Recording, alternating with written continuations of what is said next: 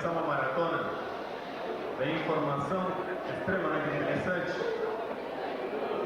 O assunto em si é bastante volumoso no que se refere a dados e informações. Vocês vão ter a oportunidade, no tempo que nós temos, de poder ver, rever e tomar conhecimento de uma série de fatos e informações extremamente curiosas, principalmente porque esse tipo de dado e informação não é acessível ao público de forma geral. O volume de informações que nós vamos apresentar é muito grande, é enorme, razão pela qual eu sou obrigado a ter que utilizar transparências para poder colocar toda essa informação. O trabalho em si é uma reunião de uma pesquisa que venho realizando já de longa data, de muitos anos, colhida justamente não somente no Brasil, mas principalmente em outros países, já que aqui no Brasil a informação relativa a esse assunto é muito pequena, literalmente quase que nula. No exterior é muito mais fácil coletar informações para este tipo de tema, já que a origem, principalmente do cristianismo, ou pelo menos um dos países onde o cristianismo se desenvolveu muito e exerceu grande influência a nível mundial foi a Espanha, por exemplo. Na Espanha o volume de dados e informações é relativamente grande, assim como nos países hispânicos de forma geral. O tema em si é bastante interessante, já que vamos falar sobre a figura de Jesus. Essa figura é extremamente polêmica, extremamente curiosa. Talvez vamos desmistificar muitos aspectos, muitas informações que vocês manipulem, que vocês já trabalham há algum tempo e não conhecem a sua origem. Vocês vão perceber que muitas das coisas que vocês sabem não têm fundamento histórico. Que muitas das coisas que vocês utilizam não têm, na verdade, um conteúdo apoiado nos escritos, nos evangelhos tradicionais, ou pelo menos os comumente aceitos pela igreja. O nosso roteiro de trabalho hoje vai envolver a seguinte linha. Vamos analisar em primeiro aspecto o famoso Cidade de Turim, já que ele resulta numa evidência extremamente controvertida, uma evidência extremamente polêmica. Se vocês se lembram, a questão de alguns anos atrás, o Vaticano autorizou fazer de carbono 14 em cima do tecido e saiu aquela famosa polêmica em que o tecido teria uma antiguidade aproximadamente por volta do ano 1200 a 1300, ou seja, já da era moderna. Vocês poderão observar de que as características deste ícone, deste objeto, já apontam uma antiguidade ainda maior e que, inclusive, atualmente os cientistas, ou grande parte dos cientistas envolvidos com essa pesquisa que datou o sudário, já voltaram para trás. Ou seja, que não é certa essa antiguidade. Que a antiguidade, inclusive, no último congresso realizado na União Soviética com especialistas a respeito do assunto, justamente questão do sudário, eles já apontaram de que não somente o teste que foi utilizado estava errado, como que tudo indica de que realmente o sudário é autêntico. Isto é, seria na verdade provavelmente o rosto, a figura de Jesus ali plasmado. Isso aqui é um ponto importante, porque qual seria a razão pela qual teria sido legado à humanidade um tipo de registro desse nível? Isto é, porque teria sido dada à humanidade uma prova tão contundente e tão importante. Veremos também de que atualmente já há tecnologias sendo pesquisadas para comparar como que a figura foi gravada no sudário. E temos um detalhe importante. Vocês poderão observar de que a gravação do sudário não se deu por obra de um milagre. A gravação se deu por obra de uma tecnologia. E isso implicaria em que, se a Igreja Católica aceita o sudário como verdadeiro, isto é, como uma prova objetiva da imagem de Jesus, estaria admitindo que a gravação do sudário não foi feita por uma ação miraculosa, mas pela presença de um conhecimento extraordinariamente avançado para a sua época, o que associaria de imediato o fato de que a figura de Jesus estaria vinculado a uma tecnologia também mais avançada. Isso aqui é um ponto importante, porque se foi dado à humanidade este objeto, o sudário, significaria então de que ele é uma prova objetiva de algo, não apenas a prova objetiva de uma existência, mas a prova objetiva de uma relação entre Jesus e uma tecnologia muito mais avançada. Isso significaria então de que a figura de Jesus passaria a ter uma outra conotação, não apenas aquela já associada a uma figura de Filho de Deus encarnado na terra para redimir o homem, mas de um Filho de homem vindo ao mundo com uma intenção muito diferente daquela que a religião, de forma geral, tem oferecido à humanidade. Se der tempo, se tivermos condições, falaremos um pouco da própria evolução do cristianismo como religião, não do catolicismo apenas, mas do cristianismo enquanto religião.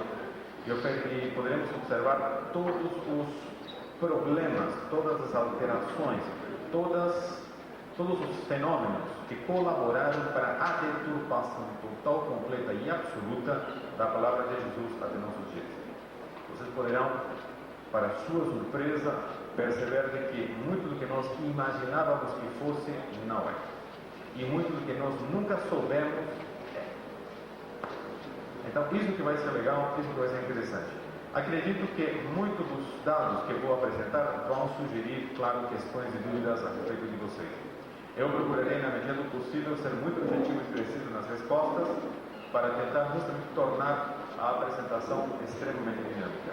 Em princípio, o nosso horário vai ser das 9 horas da manhã até as 9 horas da noite. Espero não chegar lá. Embora eu acredito que muito vai ficar para ser discutido, provavelmente isso. Mas, na medida do possível, como eu falo, serei objetivo nas respostas para procurar esclarecer a vocês todos os dados. Nós veremos, para citar como vai ser o nosso roteiro, agora abordaremos o sudário de Turim. Veremos que não é o único sudário existente, existem dois, o sudário de Turim e o sudário de Oviedo. E ambos são extremamente importantes porque um prova o outro e um confirma o outro. Observaremos que dos 4 evangelhos existentes na Bíblia, Mateus, Marcos, Lucas e João, veremos de que 3 têm uma linha de pensamento e um volume de informações que não coincidem com João.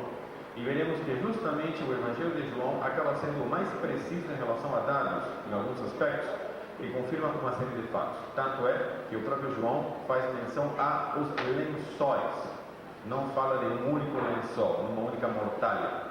Vocês verão de que, historicamente, dentro das rotinas judaicas antigas, uma pessoa proscrita, isto é, uma pessoa que, por algum fato qualquer, tivesse quebrado a lei, ela não poderia ser enterrada senão apenas com um único lençol. E isso é que muitos consideraram de que o Santo Sudário seria apenas, claro, um. Embora ele tenha gravado a forma frente e verso, é uma peça única.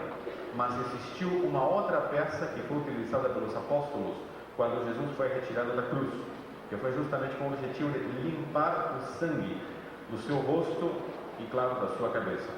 E essa é a segunda peça, chamada também como sudário de Oviedo, ou mal conhecido e de forma errada como mandilhão, ou também nosso lençol de Verônica, que também está errado, porque nunca existiu, na verdade, o manto de Verônica, ou lençol de Verônica. Vem de uma corrupção existente do latim antigo chamada de vera ícone, ou seja, verdadeiro ícone, e não Verônica, como acabou sendo utilizado de forma geral e passado para a posteridade, que exatamente corresponde ao rosto de Jesus plasmado e gravado numa manta que foi utilizada no momento dele ser desprendido da cruz.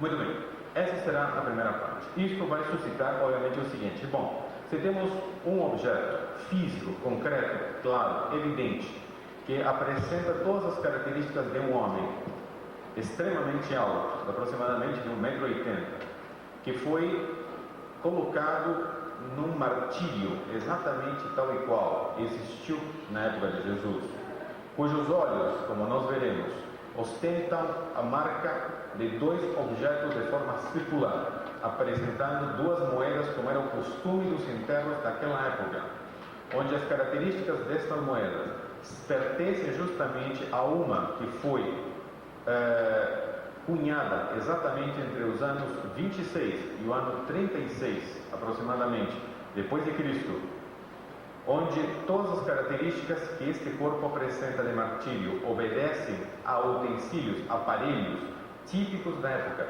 onde as características do indivíduo são típicas de um homem não semita, já que tem 1,80 m, um homem jogador de basquete. Então, quem é esse homem que realmente padeceu exatamente tal e qual a Bíblia narra? Foi pregado, foi martirizado, foi colocado uma coroa de espinhos e teve todas as características, inclusive mencionadas por João, em que o septo nasal, o nariz, foi quebrantado, marcas na bochecha, tudo o resto. Quem é este homem, então, cujas características estão ali presentes na Bíblia? Quem foi Jesus? A partir disso, ingressaremos num volume de informações em que, para surpresa de vocês, perceberão que Jesus foi, inclusive, questionado historicamente em relação à sua existência. Perceberão, para sua surpresa, que a figura física de Jesus era desconhecida e que justamente um dos fatores que comprovam a antiguidade do sudário está em relação direta a pinturas ocorridas já por volta do século VI até o primeiro milênio, em que as características dessas pinturas são exatamente o rosto que existe no sudário, o que demonstra mais uma vez o fato de que o sudário era conhecido durante a antiguidade e que a antiguidade desse sudário, necessariamente já por esse aspecto, era muito anterior àquela datação apresentada. Outro aspecto é que veremos historicamente quem foi Jesus, de onde surgem os dados, quais são as distorções históricas apresentadas em relação à sua figura e o que sobra de tudo isso. E voltaremos necessariamente a ver que a Bíblia, conhecida por nós, não é exatamente aquilo que nós imaginamos. E que dentro da própria Bíblia, hoje, se escondem segredos extraordinariamente interessantes. Não apenas dentro do aspecto numerológico, não dentro do aspecto cabalístico, mas fundamentalmente mistérios, segredos objetivos. E isso que realmente acabará revelando de que a figura de Jesus, associada a esses parceiros, que ele chama de anjos constantemente, que virão anunciar a sua chegada, tem uma outra conotação muito diferente daqueles que nosso amigo Bonfilho coloca para todo mundo. Ou seja, que essas entidades estão muito longe de serem entidades espirituais, porque eles são objetivamente concretos, e isto desde a própria antiguidade. Veremos de que muita da informação que vocês podem estar manipulando em relação a anjos é muito parcial e tendenciosa, e esconde fundamentalmente uma origem histórica que vocês infelizmente desconhecem, e que a partir de hoje conhecerão. Muito bem, nosso roteiro basicamente vai abordar todos esses aspectos. Se der tempo, ainda ingressaremos na história do cristianismo. Ao longo, claro, iremos mencionando alguns aspectos. Vocês poderão perceber que o judaísmo, de forma geral, dentro do qual Jesus se originou, não era tão radical quanto todo mundo imagina. Era bastante flexível ainda para a sua época. E isso acabou gerando, claro, uma série de possibilidades para ele predicar, falar na sua época. Muito bem. Então, o nosso trabalho de hoje vai ser Jesus extraterrestre.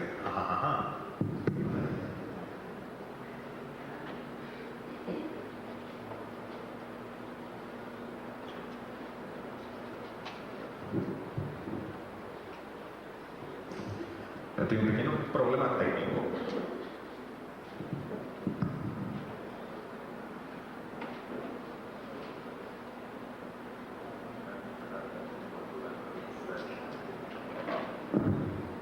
Vamos por aqui mesmo.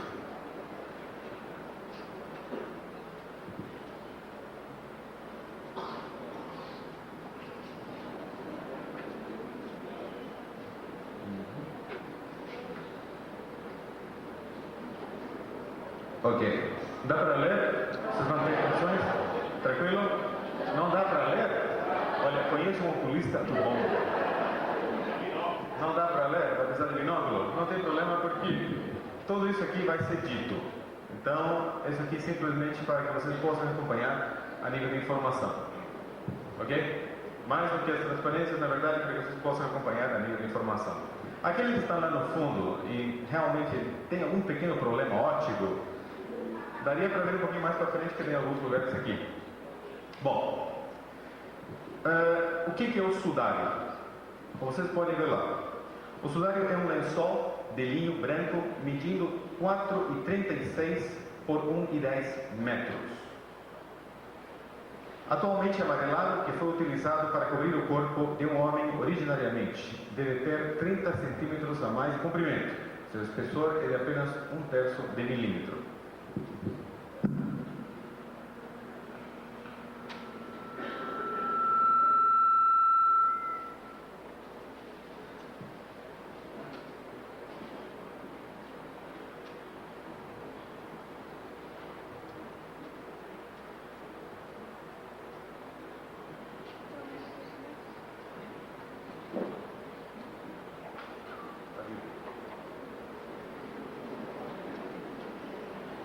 Pelo jeito está vindo isso aqui. Bom, isso aqui é a imagem do sudário de Turim. Claro, o que vocês estão enxergando não é como o sudário seria visto normalmente. O que vocês estão observando aqui é um negativo da imagem do sudário. Isso aconteceu a partir de que, segundo Pia, realizou pela primeira vez uma bateria de fotografias quando, numa festividade em que pela primeira vez o sudário estava sendo apresentado. Quando, segundo Pia, realizou a fotografia do sudário, que na verdade era apenas um lençol amarelado, ele ficou chocado porque naquelas máquinas antigas ele batia e primeiro fazia um negativo. Quando ele pegou o negativo e deu uma olhada na chapa, viu isso. Pela primeira vez, ao longo de milhares de anos, centenas de anos, como vocês queiram, o homem encontrava a figura de uma entidade gravada no sudário. E isto foi que, segundo Pia, observou. Realmente é algo chocante, porque resulta que o sudário é um negativo fotográfico. Ou seja, o sudário não é apenas a gravação de um corpo estranho. Se vocês pudessem observar algum dia o sudário estará exposto este ano, em 97, por volta do mês de maio, em Turim. Vocês poderão observar que praticamente é apenas um lençol muito amarelado com algumas... Visivelmente não é fácil de observar realmente os contornos e os detalhes desta figura. Mas, fazendo um negativo fotográfico, resulta que o negativo fotográfico acaba sendo o positivo do lençol. Vocês podem observar nitidamente o rosto de um homem, todos os seus detalhes, o corpo, os braços, as pernas, até os pés inclusive. Acontece que esse sudário acaba ostentando, como vocês podem perceber, a presença de um homem de cabelo comprido, manchas, aqueles pontos brancos que vocês podem observar na cabeça, são justamente manchas de sangue. O detalhe curioso é que a gravação desse corpo não ocorreu nos pontos onde havia sangue. Isto é, a gravação da figura ocorreu apenas, unicamente nas áreas limpas. Como que foi esta gravação? Como nós temos um sudário de linho, isto é, um manto de linho, apenas as fibrilhas ficaram chamuscadas na parte superior. Isso significa que cada fibrilha recebeu uma intensidade variável de chamuscamento e o volume de chamuscamentos foram o que permitiram estas nuances, isto é, essas sombras meio tons ou tons mais escuros. Praticamente, não sei se vocês já fizeram alguma vez ou viram alguma vez, computador, numa época, no computador a gente fazia uma espécie de imagem através de números e pontos. À distância, a gente podia ver perfeitamente a imagem construída. De perto era apenas um agregado, realmente, de pequenos números ou manchas. Lembra disso? Quanto mais a gente se afastava da imagem, mais claramente a imagem estava. exatamente o processo foi idêntico. Dentro deste sudário, dentro desse lençol, foram gravadas por chamuscamento pequenas fibrilhas com intensidades variáveis, sendo que de perto praticamente não se enxerga nada. À distância seriam apenas sombras, mas através de um contraste, isto é, através de uma fotografia, vocês podem observar nitidamente isso aqui. Mais adiante vamos detalhar todos esses aspectos. Muito bem. Detalhe como já falamos anteriormente. O tamanho do sudário hoje está 30 centímetros menor. Por quê? Porque ele foi recortado inúmeras vezes. Vocês observaram na figura que há uma série de furos no sudário. Isso obedece a um incêndio ocorrido por volta de 1500 na igreja de Chambéry.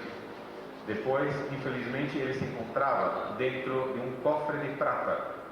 Infelizmente, o cofre de prata começou a esquentar pelo incêndio. Chegou até a derreter. Pingos de prata caíram, incandescentes caíram dentro do sudário, fazendo com que ele começasse a queimar. Os religiosos pegaram a água e jogaram dentro da caixa. Imaginem uma caixa de prata já quase derretendo pelo calor, receber de repente água fria. Então aquilo provocou uma reação. Por isso que inclusive o sudário se encontra manchado por cristais de água em função justamente dessa efervescência que se provocou no local. O tecido era uma só peça em diagonal numa esquina de 3x1, ou seja, ela está numa trama em urdume chamada espinha de peixe, ou seja, um tipo de construção muito requintada nos tempos de Jesus. Isto é, o tipo de trama em urdume empregado para este sudário era utilizado apenas em tecidos extremamente caros, extremamente requintados. Porém, como está agregado, como está realizado justamente o tecido, não é típico da época. Pelo contrário, segundo as pesquisas mais recentes, a forma como a trama em urdume foi ordenada e como o tecido foi aproximado não pertenceria aos teares da época. Pelo contrário, pertenceria aos teares modernos, isto é, atuais. Mais uma grande questão a ser explicada. O lençol foi dobrado ao meio e depositado um corpo, isto é, Jesus, ele foi deitado, sendo que a parte da cabeça se encontrava na parte justamente da dobra. Vocês vão observar aqui numa ilustração, fica mais fácil.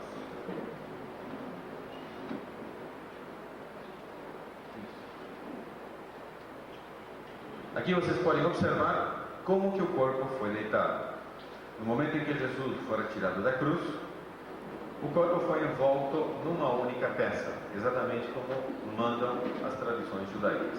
Por ele ser proscrito, ele teria justamente que ser envolvido em apenas uma mortalha de uma única peça. Então vocês podem observar de que a cabeça acaba sendo o ponto de dobra. Numa parte aqui e a outra parte aqui fecha. Por isso que os pés não estão muito completos. A única parte justamente em cuja gravação não aparece muito detalhadamente são os pés. Porém, cabeça e corpo perfeitamente gravados. Muito bem.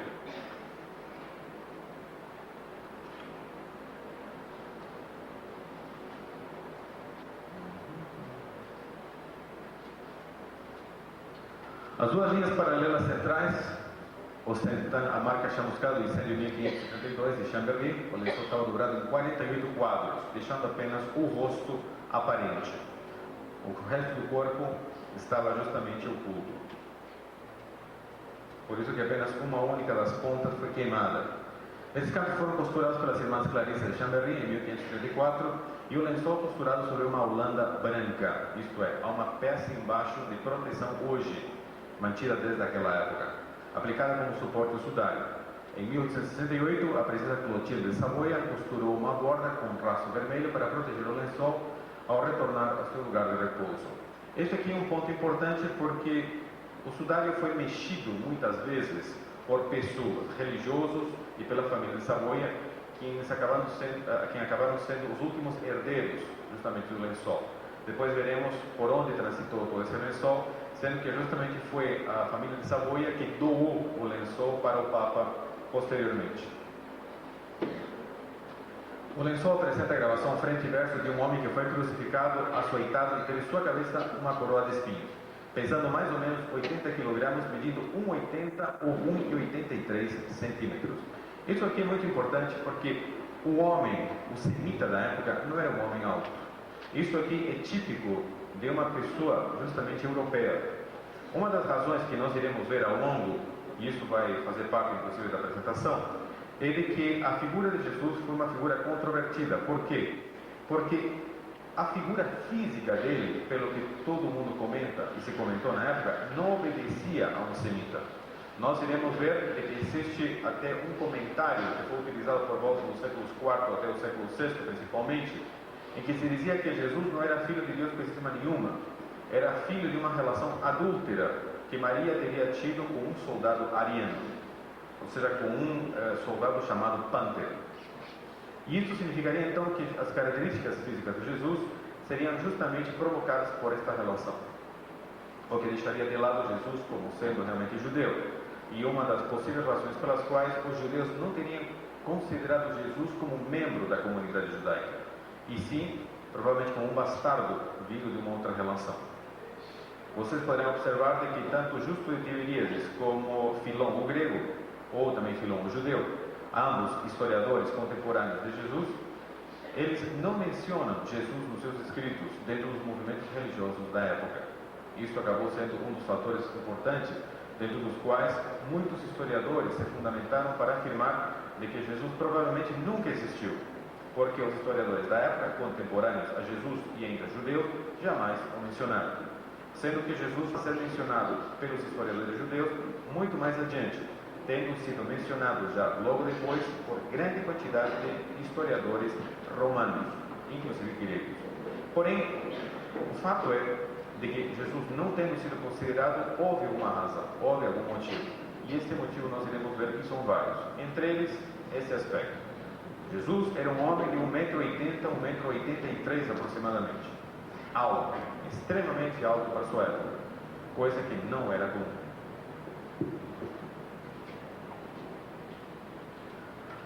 As marcas do corpo são iguais em ambos lados, mostrando que a pressão do lençol contra o corpo se deu por igual em todas as direções. Portanto, a gravação é tridimensional. Isto aqui é um ponto muito importante. Por quê?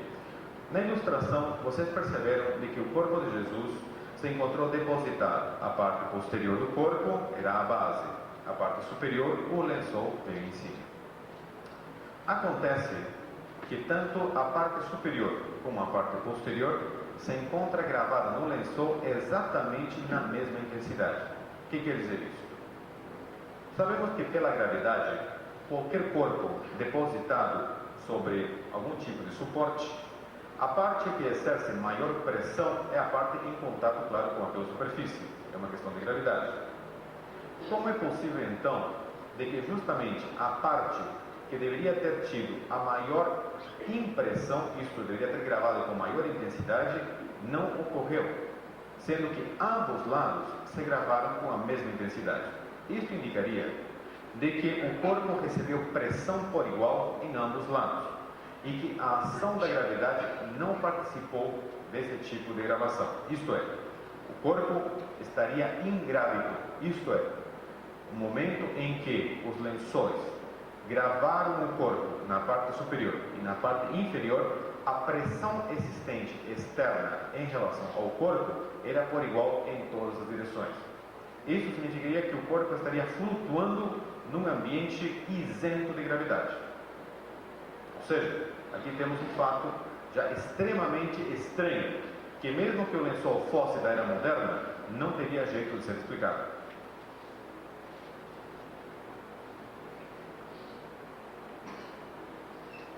Tudo bem, meus irmãos.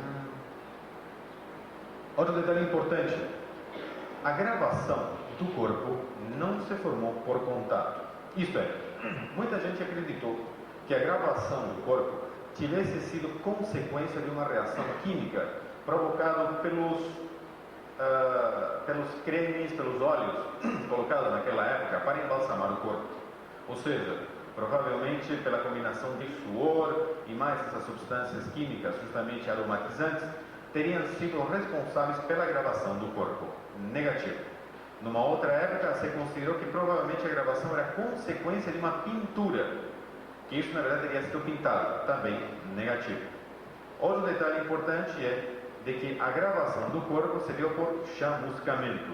Isso significa que entre o lençol e o corpo houve, nesse preciso instante da gravação, a presença de uma energia. Isto é, houve algum tipo de força energética lumínica que se encarregou de gerar o calor suficiente para provocar o chamuscamento das fibrilhas. Detalhe importante, que o chamuscamento não varou o lençol. Isto é, o chamuscamento provocado por uma intensidade de luz tão potente, tão forte, formada entre o corpo e o lençol, chamuscaram apenas as pontas das fibrilhas de linho, não chegando a queimar, não chegando a torrar, não chegando a furar o lençol. Isto é, a gravação do corpo é apenas por um único lado. O outro lado não tem gravação nenhuma, nem presença, inclusive, de qualquer tipo de chamuscamento. Ou seja, que a intensidade de luz foi exatamente igual na frente e por trás. E na intensidade suficiente de atingir apenas as pontas das fibras de linho. Em outras palavras, essa energia lumínica foi controlada. A radiação energia foi uniforme e multidirecional, deixando todo o corpo em foco, sem perder o menor detalhe. Isso aqui é importante. Todos os detalhes do corpo, quase que sem exceção, ficaram em foco, exatamente como se tratasse de uma xerox. Ou seja, quase que o comportamento do lençol em relação ao corpo se deu como se fosse uma xerox, deixando o corpo perfeitamente em foco em todos os seus detalhes. O que quer dizer isso? Quando você bate uma fotografia, você regula o foco pelo ponto de observação. Se você não registrar o foco, a figura sai borrada. Dependendo do tipo de lente que você emprega, você poderá utilizar uma lente de infinito em função da distância, uma lente macro se o objeto está muito próximo.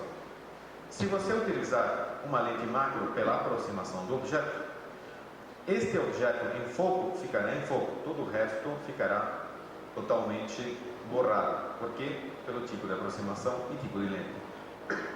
No caso do lençol, a aproximação era total.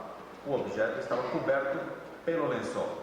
Se nós levamos em consideração de que muitos dos pontos do lençol estavam provavelmente num vácuo, já que o corpo colocado na posição que vocês observaram, vamos rever isso novamente para vocês perceberem melhor.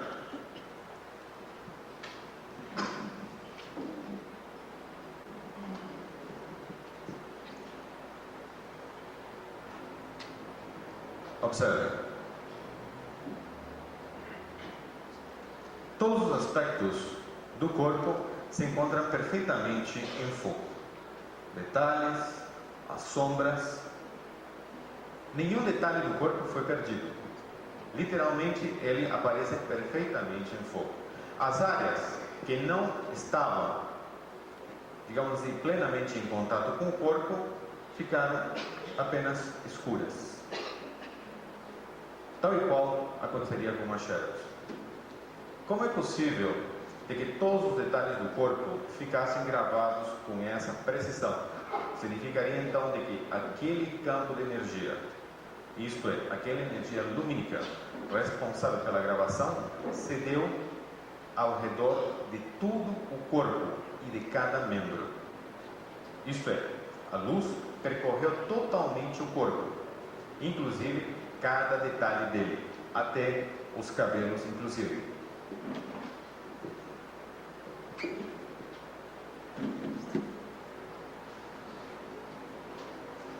Bem.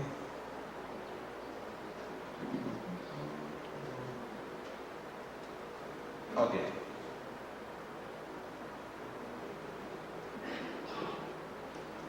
Próxima exposição pública será isso em 98, não em 97. Ok, a peça comumente chamada de Sínodo nos Evangelhos, na próxima exposição pública será em 98, pelo jeito. Minutos.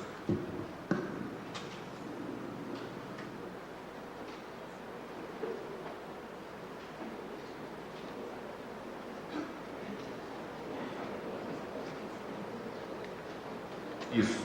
De acordo com o Conselho de Sinologia de Turim, a partir do dia 18 de abril até o dia 31 de maio de 1998, será exposto ao público o sudário em Turim. Então, aqueles que quiserem matar as dúvidas em loco, já sabem quando e aonde se dirigir. Muito bem. Vamos ter uma descrição do corpo em detalhe agora. Muito bem. Os pregos foram colocados nos pulsos, entre o pequeno osso do metacarpo, sem quebrar nenhum. O prego foi colocado até o fim, agredindo um nervo chamado de mediano, que provoca a retração do polegar. Vamos ver aqui isso em detalhe. Observem aqui os ferimentos. Aqui podemos ter uma ideia bem clara de onde foram colocados os pregos. Observem aqui, na parte do pulso, ou seja, o prego foi colocado aqui, neste ponto. Vocês devem lembrar que uma das primeiras pessoas a apresentar as características justamente de furação, foi São Francisco de Assis, os estigmas. E onde que eles tinham? Na palma das mãos. Hoje existem vários estigmatizados no mundo todo, e todos os estigmatizados apresentam os furos justamente na palma da mão. Jamais o tipo de crucificação romana colocou os pregos justamente nas palmas das mãos, por uma razão muito simples. Observe, os estigmatizados têm habitualmente o furo aqui. Se o prego tivesse sido colocado aqui, simplesmente pelo peso do corpo rasgava a mão, não daria nenhuma sustentação. Enquanto que no ponto onde se encontra o prego, os próprios ossos, assim como todos os nervos, se encarregam de travar o corpo. Então não há jeito dele realmente rasgar a pele ou a carne. No caso de Jesus, o prego, ou do homem do síndrome, foi realmente exatamente no ponto exato onde os romanos realizavam a crucificação. Por aqui vocês podem observar então de que os estigmatizados não têm as características reais da crucificação a qual Jesus foi submetido. Ou seja, isso revela o quê? De que a informação subconsciente destas pessoas está relacionada às imagens comumente colocadas a serviço justamente da comunidade católica. Se vocês se lembram, os crucifixos em que Jesus aparece justamente colocado no madeiro, quase sempre, na sua grande maioria, literalmente 99%, colocam os pregos na palma da mão. Então, o estigmatizado manifesta o fenômeno justamente seguindo a ideia comum, isto é, seguindo o conceito comum da crucificação, na palma das mãos. Se tivéssemos um estigmatizado que realmente apresentasse exatamente nos pulsos, digamos assim, do estigma, este sim estaria associado diretamente às manifestações de uma crucificação. Quem não tiver exatamente nesse ponto, parece ser apenas uma manifestação de caráter histérico, isto é, como é considerado psicologicamente, provocando um evento psicossomático. Isto é, estamos tendo aqui apenas a manifestação de uma imagem mental, um desejo mental de associação, de vincular-se ou relacionar-se ao que Jesus, de uma certa forma, padeceu por todo o mundo. Em não tendo a informação correta, a pessoa imagina onde foi inconscientemente e provoca para si própria justamente os furos, razão pela qual continuará a sangrar. Aqui vocês têm uma ideia de onde no pé foi colocado o prego. Detalhe, ambos pés foram colocados um em cima do outro e foi utilizado apenas um único prego para ambos pés.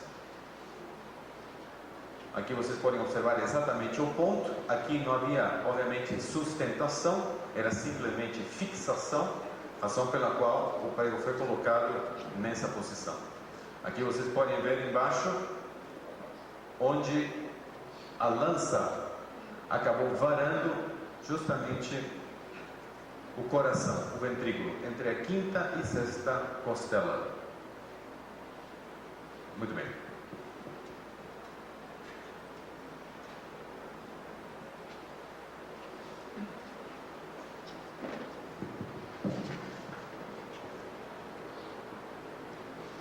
Ok. A perna esquerda sobre o pé direito. O pé esquerdo sobre o pé direito. Isso aqui é importante porque veremos que inclusive no síndrome as pernas se encontram arqueadas. Isso justamente em relação a que ela também obedeceu a esse mesmo tipo de processo de fixação. A lança penetrou o lado direito, no quinto espaço intercostal, escorregando sobre a sexta costela, vindo a desgarrar o aurículo direito do coração. Ou seja, existe justamente no lençol manchas de sangue do coração do tipo arterial e do tipo venoso.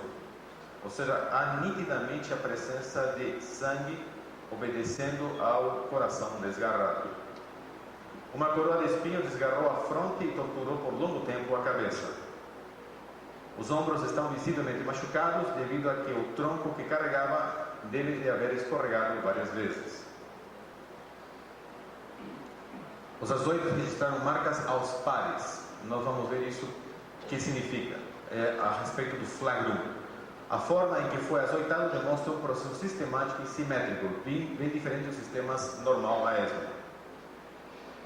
O rosto mostra a bochecha direita inchada e o septo nasal fraturado, porém o vômer intacto, tal como consta nas escrituras.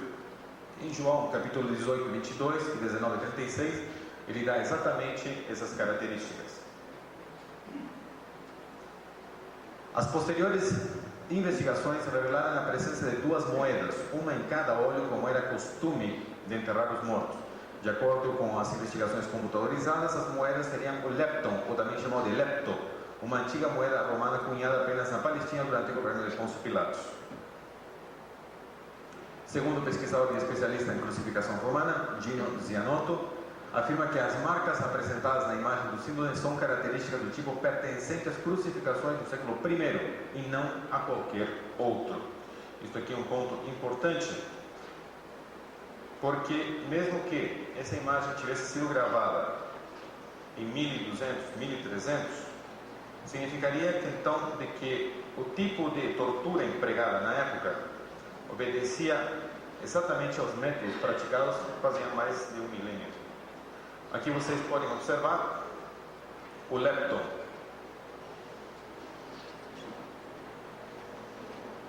Em cima vocês podem observar o lepton, que foi cunhado especificamente entre os anos 31 a 36. O de baixo vocês podem observar de que este lepton do lado esquerdo é um pouco diferente do lepton que se encontra na parte superior. Observem perfeitamente. O de cima tem esse cajado meio curvo, enquanto que o de baixo ele é praticamente reto. Por quê? Porque essa foi a primeira versão da moeda cunhada por volta do ano 26. E a de cima que nós temos é a segunda moeda, ou seja, a segunda forma da moeda já mais sofisticada. Esta moeda foi cunhada por Pôncio Pilatos entre o ano 26 e 36 depois de Cristo. Vocês observam aqui do lado esquerdo, na parte de baixo, um lepton deste período. Isto é, entre 26 a 31, enquanto que o de cima já pertence ao período de 31 a 36. Do lado direito, exatamente aqui, esta área aqui, é justamente uma ampliação fotográfica em negativo da região do olho no lençol.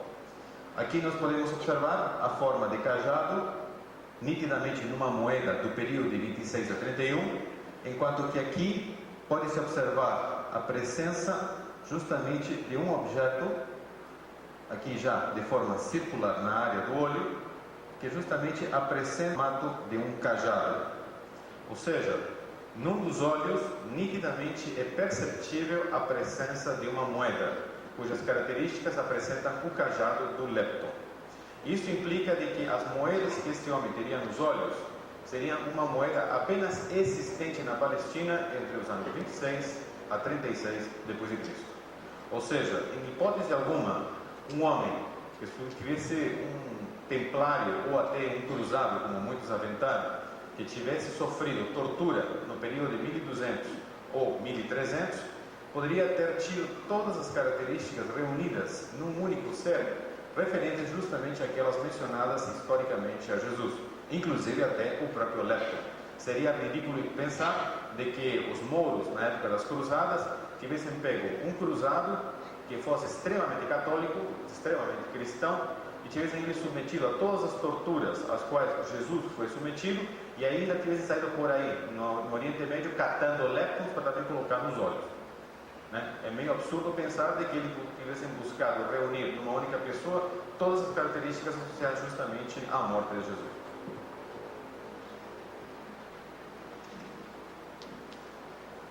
Outro aspecto importante é isso aqui. Nós temos aqui, à minha esquerda, o rosto de Jesus pintado nas catacumbas de São Ponciano em Roma. É uma pintura do século VI. Muito longe, claro, muito longe da idade atingida ou dada justamente ao sudário. Em cima nós temos o rosto de Jesus cunhado numa moeda bizantina do ano 695. Observem a semelhança em ambos rostos. Na igreja de Santa Catarina, que se encontra justamente nas saias do Monte Sinaí, justamente no Oriente Médio, lá na Palestina, se não me engano, nós temos uma pintura, que infelizmente não tem a foto aqui, exatamente seguindo este modelo. Ambos rostos, vocês podem observar, são extremamente similares entre si. Aqui embaixo tem o rosto sudário processado de forma tridimensional. Podemos observar de que o rosto sudário associado a estas duas imagens é literalmente idêntico.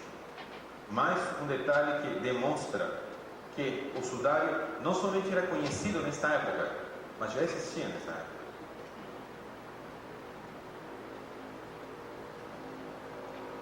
Observem bem, esse aqui é o flagrum. Flagrum escorpião, pelo tipo justamente de formato. Nós iremos ver daqui a pouco o corpo para analisar. Observem bem, esse aqui irá o açoite. Nós temos aqui na parte de baixo uma peça de metal, numas tiras de couro, e neste formato, duas pequenas bolas, justamente colocadas de cada lado. Não tinham ganchos, não tinham garras, era basicamente isso aqui. Através do processo de batidas, elas batiam contra a pele e chegou a ponto justamente de arrancar. Nós observaremos que as marcas existentes no corpo obedecem a esse formato. Muito bem. Vamos cuidar. Observem bem. Nós temos aqui o rosto, no qual podemos ver este lado particularmente inchado em relação ao anterior, como exatamente as escrituras comentam. Temos aqui uma fisura provocada justamente pela dobra do sudário, queimaduras decorrentes do incêndio, e aqui os furos provocados justamente pelo incêndio de Chambéry. Temos aqui a mancha de sangue na lateral, onde entrou justamente a lança, dilacerando o coração. Temos um abdômen distendido, fluxo de sangue escorrendo pelos braços, como podem observar, tanto aqui como aqui, o que demonstra que o corpo esteve com o braço estendido. Feridas causadas pelos pregos, aqui a mancha de sangue, exatamente na região do pulso, manchas nas dobras dos panos, manchas provocadas pela água. Isso aqui são os cristais de água provocados justamente no momento em que tentou se apagar o incêndio em Chambéry. e remendos. Aqui podemos observar o nariz inchado, justamente pelo impacto, onde ele recebeu uma batida com a lança.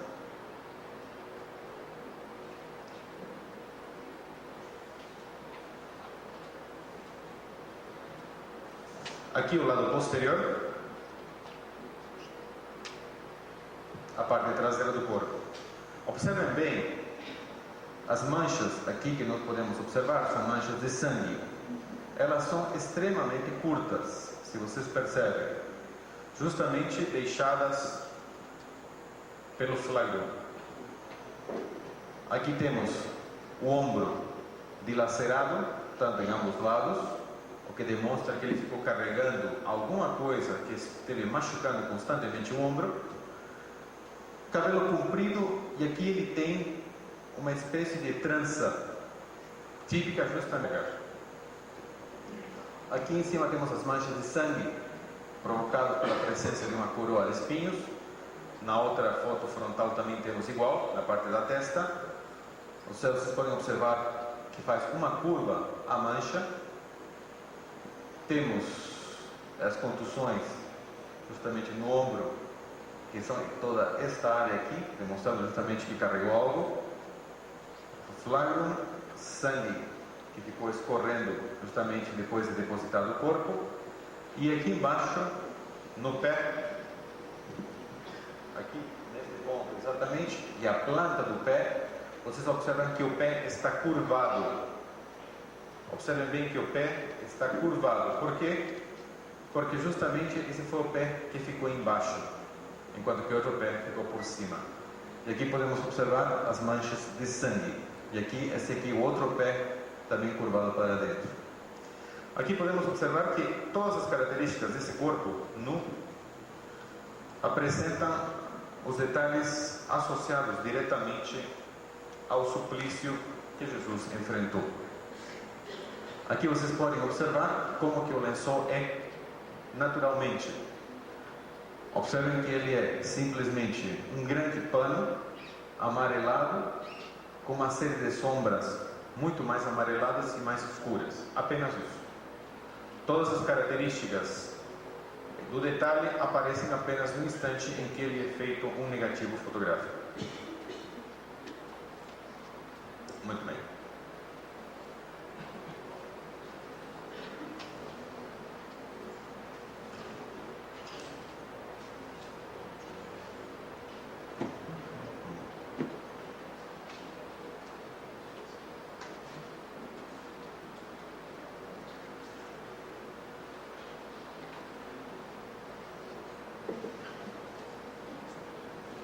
Numa primeira etapa de pesquisas que houve em cima do sudário, o professor Max Frey, cientista da polícia suíça, detectou a presença de 48 variedades de pólen na superfície do sudário.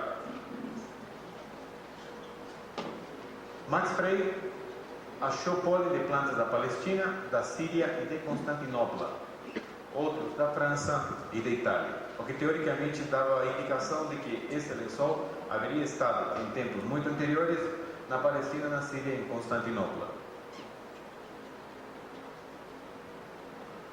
Pelo pólen achado, Max Frey achou que o lençol teria uma antiguidade de 2000 anos. Essa foi a primeira vez em que se datou o lençol, não por um processo de carbono 14, mas por um processo de antiguidade desse material orgânico existente na sua superfície.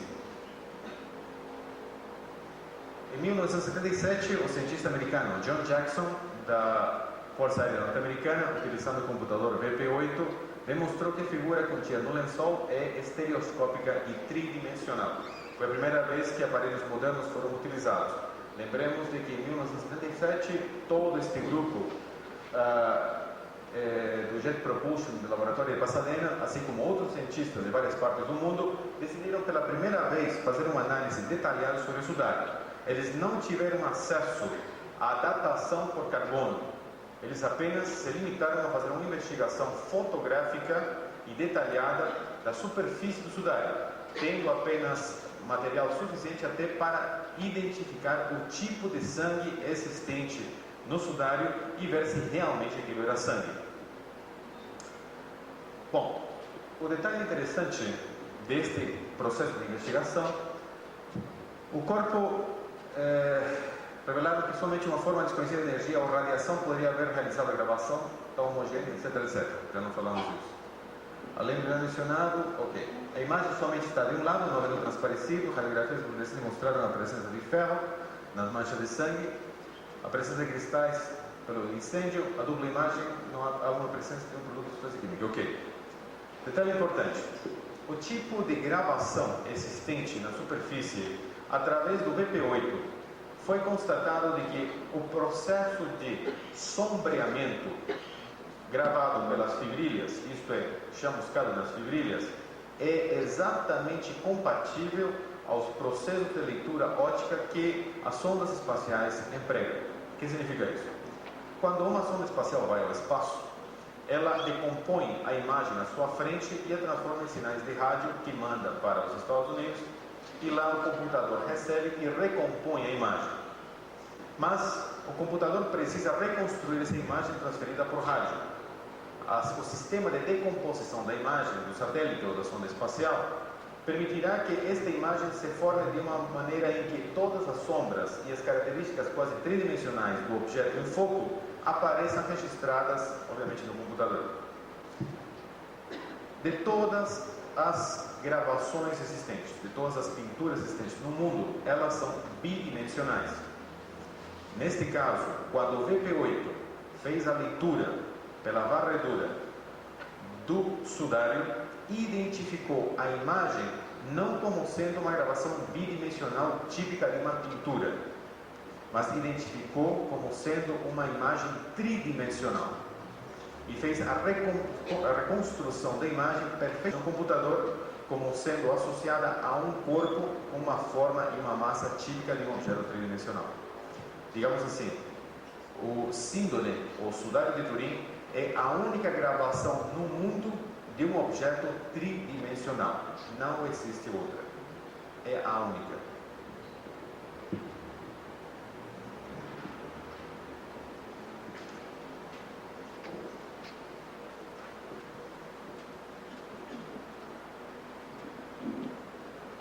Aqui vamos ver uns aspectos importantes, só para vocês saberem. Segundo as leis judaicas, o homem executado deve ser sepultado com apenas um sudário lençol. É a lei do luto 364. O Talmud permitia ao mesmo tempo a utilização de um lençol ou pano para fechar a boca e cobrir a cabeça daqueles que, como Jesus, haviam morto por asfixia. Essa é a segunda peça. Em Atos de Pilatos, um texto apócrifo, escrito no século II, nos Evangelhos de Nicodemos, também escrito no século V, e nos Evangelhos de Lucas, se faz referência à existência do lenço de Verônica, também chamado de Berenice. Na verdade, temos a conjunção deturpada de vera ícone, ou vera ícone, ou verdadeira imagem, como já falamos anteriormente. Já o síndrome mencionado por João Evangelista, que é retirado do túmulo por Pedro e João na manhã da Páscoa. No Evangelho segundo os Hebreus, até o Evangelho de Gamaliel, os sudários eram considerados um legado único, pois eram a prova da ressurreição de Jesus. Detalhe importante: o judaísmo nunca permitiu a idolatria a objetos, isto é, a objetos considerados sagrados. Se você se lembra, no famoso templo de Jerusalém, lá dentro não existia qualquer figura de Deus, não havia qualquer elemento que representasse Deus. Era simplesmente vazio. Ou seja, aquilo lá era a casa de Deus. Dentro das tradições judaicas, nunca houve o culto a objetos, a não ser, se você se lembra da famosa passagem lá de Moisés para a terra de Canaã, em que constroem o famoso bezerro de ouro. Isso seguia justamente as influências egípcias. Mas dentro do conceito judaico, nunca houve em qualquer templo ou sinagoga qualquer objeto de adoração. O máximo que eles tinham como um objeto sagrado a reverenciar, não adorar, era justamente a Torá. Então, foi comum e foi, claro, normal, de que após a ressurreição de Jesus, os seus lençóis, isto é, o sudário, ficasse ali e não resultasse objeto de veneração. Somente muito tempo depois, isto é, muito tempo passado, da morte de Jesus e no desenvolvimento do cristianismo, já por volta dos primeiros séculos, em que estes se tornaram objeto de adoração, porque começaram a fugir totalmente da tradição judaica. Então, por isso é que no primeiro período em que Jesus desaparece historicamente, isto aqui parece ter ficado guardado em posse de alguém, mas nunca venerado. E depois teria migrado de cidade em cidade, ou indo a determinados lugares, já que teria propiciado, parece ser, milagres.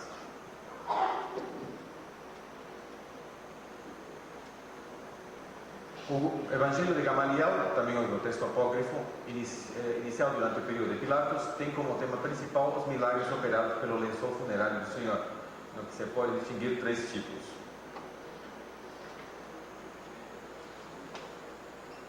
O Sandonat, plural de Sandon, do grego Sindon, lençol, que foram, segundo a tradição, elevados miraculosamente ao céu. Seguidas serem os lençóis empregados na descida da cruz, que serviam de transporte até o sepulcro. Se falam de 3 objetos nos textos apócrifos. O Mauaterre, plural de Motarre, são os Otonia, do grego lençóis em geral, que menciona São João no seu Evangelho. No texto, João comenta que os lençóis, o zona, estavam no chão e o sudário que cobria sua cabeça estava plegado num lugar à parte.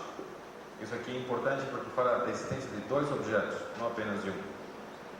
O saban, que é o sudário que não deve ser confundido com o símbolo, lençol dos evangelhos sinóticos, que são panos utilizados pelos judeus apenas ritualmente, como exigia o Mishra, Sabbat.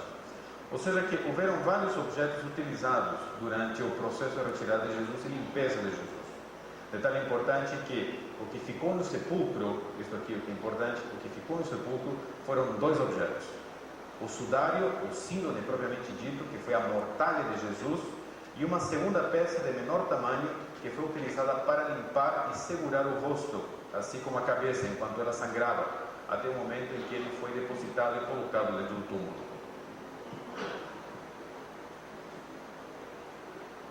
Mas o que tudo indica, não foi apenas um único lençol que cobriu o corpo de Jesus, mas aparentemente 2. Isso está confirmado pelas afirmações de São Isidoro de Sevilha, autor da liturgia mozárabe, e quem teve em suas mãos o sudário.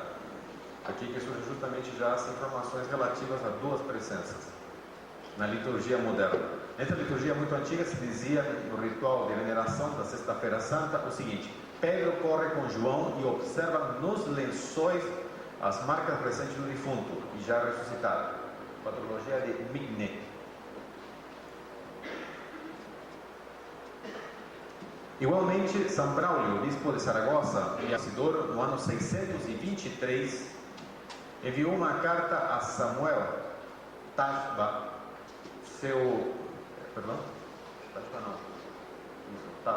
Tajon, seu sucessor no episcopado, onde comentava: se nos diz por tradição e por escrito que muitas pessoas, e entre elas São Jerônimo, viram em Jerusalém os lençóis e o sudário em que foi envolvido o corpo do Senhor, do qual se lê que foi achado.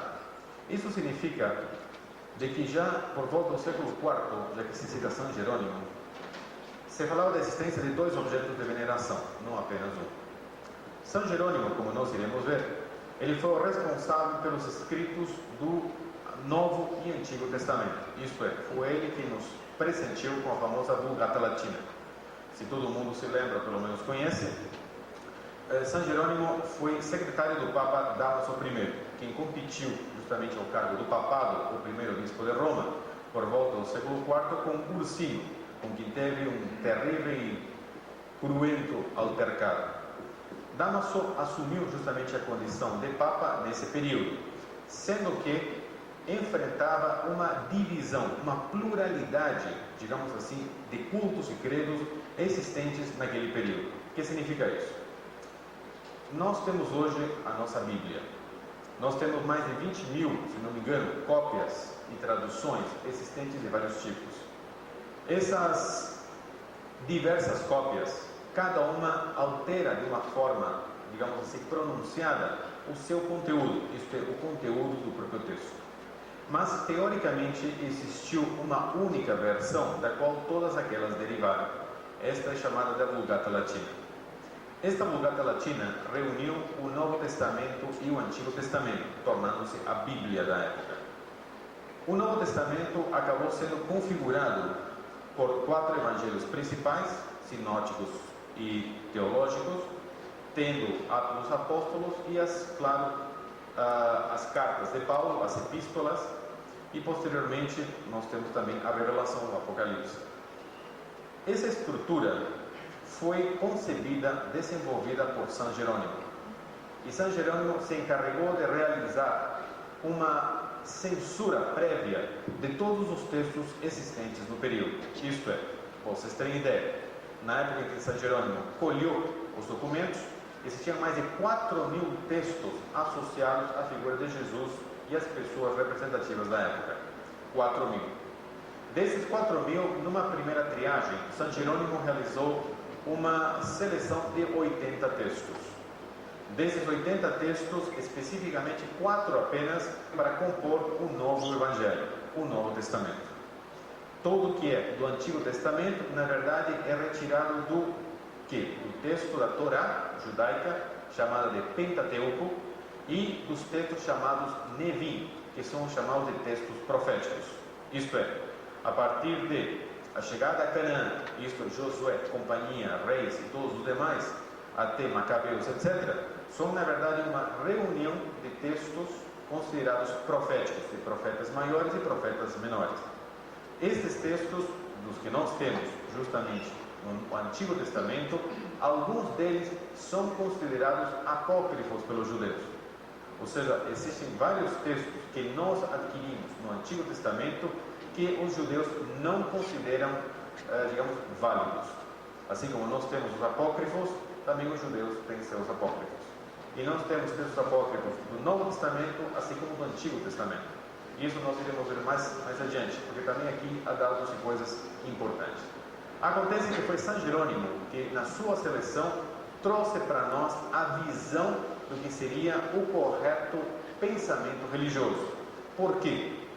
Por que a Bíblia foi necessária de ser construída e apenas no século V, ou apenas no século IV? Porque até o século IV, cada região, isolada geograficamente, tinha seus evangelistas preferidos. Isto é, esta turma aqui é do João, esta aqui é do Lucas, aquela é do Mateus, o outro é do Cipriano, e aí aquele por outro, o Tassiano, aquele é do, sei lá. Então, o que acontecia? Cada um destes grupos, ou agrupamentos cristãos, que seguiam as versões particulares de determinados evangelistas ou historiadores, apresentavam enormes volumes de corrupção, não somente do texto, do conteúdo, da filosofia, como também de informações, até históricas. Então, quando alguém de Roma percorria as comunidades cristãs, se defrontava com totais e absolutas distorções, a ponto de comprometer até o próprio relacionamento, já que a informação existente em Roma era diferente daquele local. Então, a corrupção e o desenvolvimento de seitas cristãs durante os primeiros períodos do cristianismo foi algo muito comum. Isto é, já no instante em que Jesus começou a predicar, o cristianismo nasceu dividido. Por quê? Por uma razão muito simples. No período em que Jesus predicou, como todo mundo se lembra, ele saiu pelas terras da Galileia, Palestina e Judá e andou encontrando alguns senhores, Pedro, Tiago, André, Judas, etc., chamando todos eles para vir se agregar banho e participar com ele da sua empreitada. Todo mundo se lembra dos apóstolos que acompanharam Jesus. Porém, neste mesmo período, outras pessoas também ouviram Jesus nos seus sermões, ouviram Jesus constantemente em diferentes momentos. E, claro, Jesus também conseguiu outros adeptos que não vieram fazer parte do seu grupo de apóstolos preferidos, mas que, de uma certa maneira, admirando o seu discurso, passaram a seguir suas ideias, só que de uma forma independente. Os apóstolos, conhecidos por Pedro e os demais, são chamados de apóstolos de Jerusalém, ou apóstolos da linha jerosolimitana. Ou seja, que os apóstolos que estiveram com Jesus constantemente, participaram dos evangelhos, alguns deles redigiram epístolas, inclusive a revelação de João. Estes são chamados de apóstolos de Jerusalém, isto é, apóstolos jerusalemitas. Porém, se vocês analisam Atos dos Apóstolos, vocês poderão observar de que Paulo de Tarso, principalmente, acaba estabelecendo uma relação com o que ele chama de helenistas. Os helenistas acabam sendo uma facção colindante, contemporânea, conjunta ao movimento dos apóstolos de Jerusalém. E este grupo é levado por Estevão. Estevão era o cabeça do grupo dos helenistas. Quem era Estevão e quem eram os helenistas?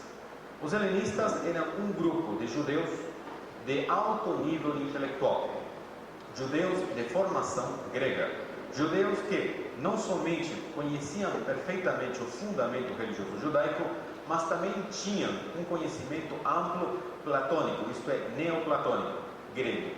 Ou seja, tinham uma visão mística, uma visão filosófica de grande conteúdo grego. Ou seja, seguiam uma linha de pensamento helênica.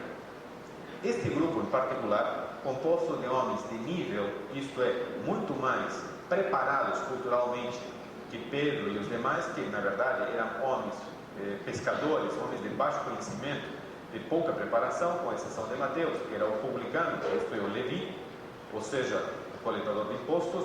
Todos os demais, a nível justamente de apóstolos de Jerusalém, eram homens de baixo nível cultural. Tanto Estevão como seus seguidores questionaram Jesus em inúmeras oportunidades a respeito justamente deste grupo de pessoas que o seguiam, em função deles serem brutos, torpes, tremendamente mal educados e sem conhecimento qualquer. Tanto é que haverá ao longo da história, isto é, em Atos dos Apóstolos, brigas e realmente choques entre os apóstolos de Jerusalém e os apóstolos ou os helenistas. Acontece que o processo de evolução do conhecimento de Jesus, como todo mundo se lembra, Jesus passou a sua palavra diretamente para seus apóstolos principais, os apóstolos de Jerusalém. Porém, tanto Pedro quanto os demais pensavam que o seu conhecimento, isto é, o conhecimento legado por Jesus, deveria apenas ficar contido, restrito à Palestina, isto é, a Judá, Galileia e apenas a essas adjacências, isto é, o conhecimento de Jesus só poderia ser oferecido aos judeus. Porém, paralelamente a isso, os helenistas consideraram Jesus não apenas uma visão diferente das escrituras judaicas, não apenas uma revolução dentro do conceito religioso judaico. Os helenistas consideraram Jesus um novo ponto de pensamento, uma nova situação, isto é, uma superação total ao conhecimento da época. Por esta razão, os helenistas assumiram e vestiram a camisa de Jesus dentro de um ponto de vista completamente revolucionário, encontrando em Jesus uma visão já não mais religiosa tradicional, mas como uma visão transcendente de qualquer ponto de vista religioso, inclusive superando não somente o judaico quanto o grego.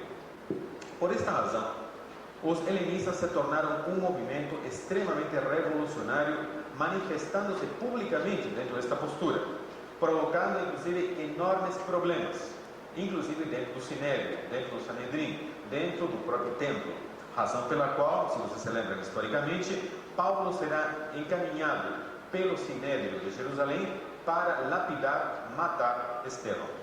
Por quê?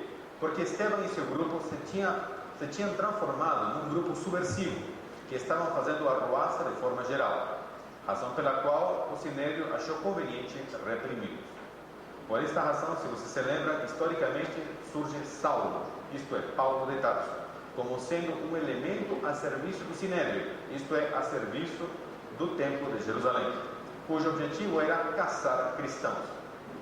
Por isso que as primeiras vítimas, digamos, da perseguição será Estevão e companhia. Porém, uma coisa curiosa, a Igreja Católica considera Estevão e estes primeiros cristãos os primeiros mártires do cristianismo.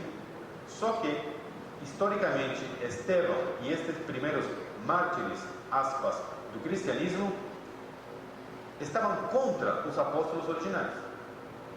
Então aqui temos um contrassenso. Embora a igreja reconheça estes mártires como os primeiros mártires cristãos, está reconhecendo indivíduos que eram contra de quem seria depois a cabeça da igreja, o próprio Pedro. como é possível que a igreja reconheça neles os primeiros mártires do cristianismo, sendo que a visão cristã de Estevão e os helenistas é totalmente diferente daquela que Pedro e os demais levavam. Um aspecto curioso.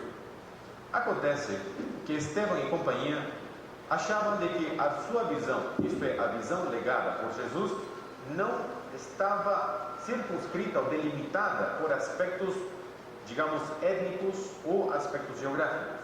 De que a visão que Jesus tinha oferecido deveria varar fronteiras, porque representava a maior revolução ideológica e espiritual da época. Razão pela qual o helenismo começou a despontar como uma grande religião, ou uma linha filosófica extremamente forte, já nos primeiros anos da vida pública de Jesus. Razão pela qual este tipo de cristianismo helenizado prosperou em inúmeras capitais. Se vocês se lembram bem, quando Paulo vai à caça ou à cata de cristãos em direção a Damasco, ele será tratado em Damasco depois da sua revelação por Anás ou Ananias, conforme narra justamente os escritos. Sendo que Anás ou Ananias era chefe da igreja helênica de Damasco. Ou seja, que os primeiros núcleos cristãos jerusalemitanos não existiam. Naquela época, o movimento jerusalemita, isto é, dos apóstolos originários de Jesus, apenas se encontravam em Jerusalém e não em outras capitais. Por esta razão, é que quando por volta do ano 60, 62 a 67, a invasão de Vespasiano e Tito em Jerusalém, submetendo e destruindo justamente o próprio templo em Jerusalém e reprimindo todos os movimentos judaicos, inclusive os zelotes, destroem radicalmente nesse período também, por uma série de artimanhas do Sinédrio, a presença jerusalemita em Jerusalém. Como os jerusalemitanos, isto é, Pedro e companhia, não tinham visto jamais a possibilidade de levar o conhecimento de Jesus fora das fronteiras judaicas, os helenistas, assim como Paulo de Tarso, que acabou virando helenista numa primeira etapa por causa de Ananias, levaram o pensamento próprio, alterado e modificado de Jesus fora das fronteiras judaicas. Tanto que, se vocês se lembram, foi Paulo de Tarso que catequizou Corinto, Antioquia e tantos outros lugares onde não somente tinha romanos, não somente tinha gregos, mas também tinha judeus. Quando Tito e Vespasiano destroem Jerusalém, e se destrói naquele período também o pensamento jerusalemitano, só resta no mundo lá fora o pensamento helênico. E agora sobre a égide de Paulo. Como Paulo acabou virando o apóstolo dos gentios, ele se lançou a falar a respeito de Jesus, dos limites judaicos. Quando os romanos destroem Jerusalém, quando Pedro, por volta também desse mesmo período, ele é preso justamente em Roma e posteriormente morto, junto com Paulo, inclusive até no mesmo período, acontece que o único cristianismo resultante desse processo é o pensamento paulinizado do helenismo. E o que chegará no primeiro século depois será justamente o pensamento helenizado, já modificado de Paulo e seus seguidores. E o que nós teremos por herança serão as diferentes linhas de pensamento estruturadas pelos seguidores de Paulo, e já não mais por Jesus. Ou seja que no primeiro século, as diferentes facções cristãs se estruturarão a partir das cartas de Paulo, para que depois os primeiros evangelhos, assim como o próprio Marcos era seguidor de Paulo, nunca conheceu Jesus. Sendo Marcos o primeiro evangelho histórico existente que narra um pouco da vida de Jesus e sua vida pública, será ele justamente quem passará às comunidades da época o pensamento cristão. Surgirá posteriormente Lucas, surgirá posteriormente Mateus, surgirá posteriormente João, mas cada um deles com pontos diferentes. E outros tantos historiadores começarão a surgir por volta do primeiro século, propiciando, a partir do primeiro século, uma centena de linhas de pensamento cristãs, cada uma diferente entre si, provocando não somente distorções de entendimento, como até de comportamento. E isto provocará uma tremenda divisão, fazendo com que por volta do século IV, quando já São Jerônimo venha estruturar a nova Bíblia, muitos grupos não aceitem este documento como oficial, chegando inclusive ao ponto de reformulá-lo, alterá-lo e corrigi-lo. Ou seja que, durante os primeiros séculos de todo este processo, não somente o cristianismo já estava dividido, como hoje está, mas principalmente diferentes seitas cristãs começaram a surgir. Mesmo inclusive quando o cristianismo se tornou a religião oficial de Roma, isto já significava que o cristianismo, embora em Roma fosse reconhecido e em todas as dependências da presença romana, existiam também ao mesmo tempo um grande número de outras visões cristãs, inclusive no Egito, chegando a tal ponto de se confrontarem, inclusive até de criarem problemas entre si, chegando ao ponto de que o centro de Roma chegaria até a desterrar, a não reconhecer, a afastar ou até caçar determinados pensadores e determinados grupos cristãos. Ou seja que uma religião que teoricamente surgiu de um único ser, que era a união, passou mais adiante a ser ela a perseguidora. Embora durante muito tempo o cristianismo tivesse sido perseguido pelos romanos, passou justamente esta a ser a religião que passara a perseguir todas as outras. Irônico. Muito bem.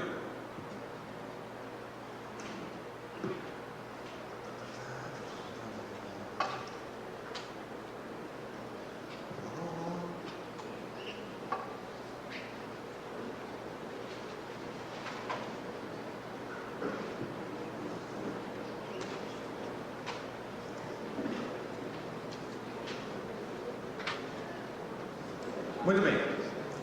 De todas estas relíquias, isto é, do síndone, existem algumas referências históricas de onde ela poderia ter sido achada, onde teria sido preservada. A tradição mosaica é contra as imagens, nós já falamos.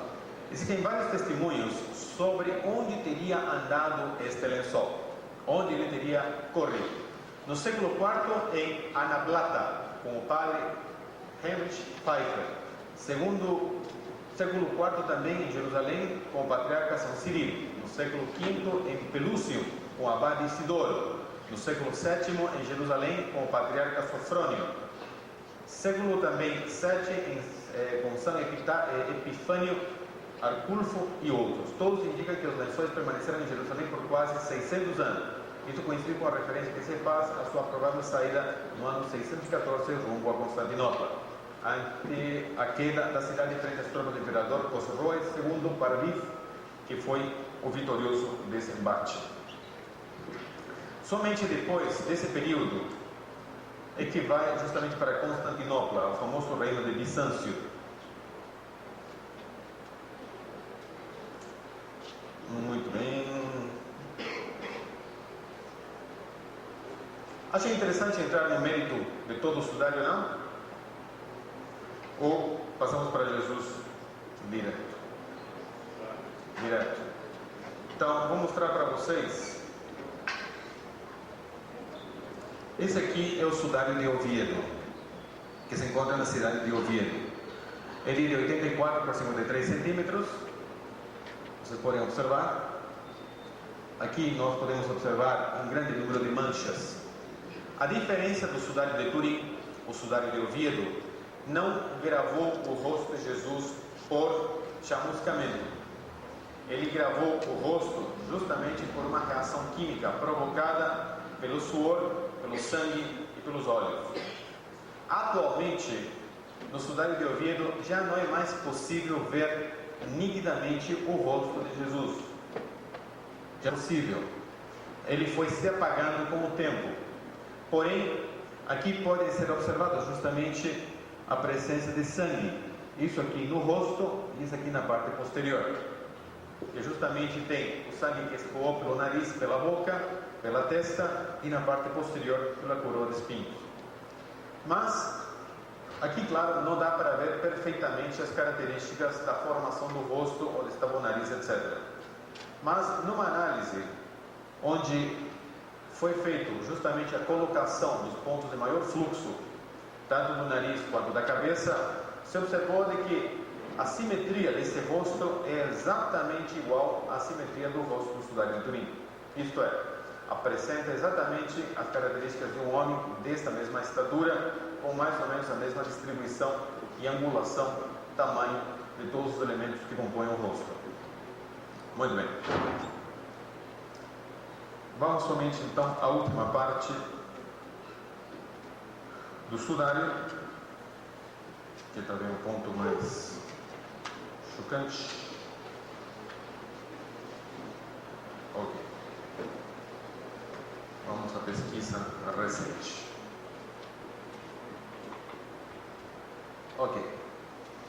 Em 21 de abril de 1988, o Papa João Paulo II entregou o lençol de Turim para ser analisado por equipes de 11 cientistas de 3 universidades: Oxford na Inglaterra, Zurich na Suíça e Arizona nos Estados Unidos. O resultado somente viria à tona em agosto deste mesmo ano. Um fragmento de 6 centímetros por 1 centímetro foi retirado da esquina superior do sudário pelo professor Giovanni Ricci, vice-presidente do projeto de pesquisa sobre o sudário de Turim.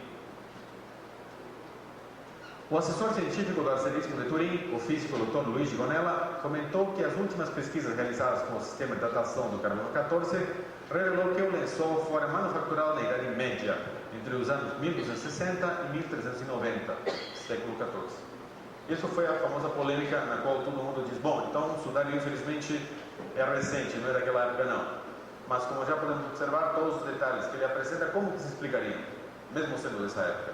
Será que naquela época os turcos, quando pegaram este templário ou este cruzado, decidiram fazer com ele uma reprodução fiel de todos os escritos, inclusive saíram por aí pela Palestina correndo atrás de leptos para botar nos olhos do dito cujo?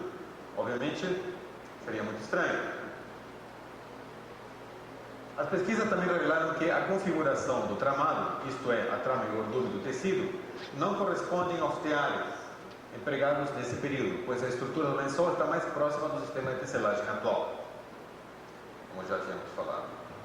Segundo o secretário do Centro Internacional de Simonologia, Gino Moretto, entrevistado recentemente neste local, na Via San Domenico, afirmava que as amostras que foram utilizadas para realizar a datação pertenciam à esquina do lençol, local que habitualmente havia sido manipulado pelos padres locais ao longo de séculos, assim como exposto à fumaça de velas e resíduos orgânicos. Esta região, suja por todos esses elementos, somente poderia interferir no resultado, pois estava contaminada. Um outro investigador, o físico alemão Erhard Linder, afirmou em setembro de 89, durante o Congresso Internacional de Simonologia em Paris, que o motivo que provocou um resultado tão absurdo quanto a antiguidade do sudário estava relacionado ao fenômeno que provocou a gravação do corpo, isto é, que a marca do corpo foi realizada e plasmada por uma intensa radiação que alterou a estrutura de carbono do próprio sudário.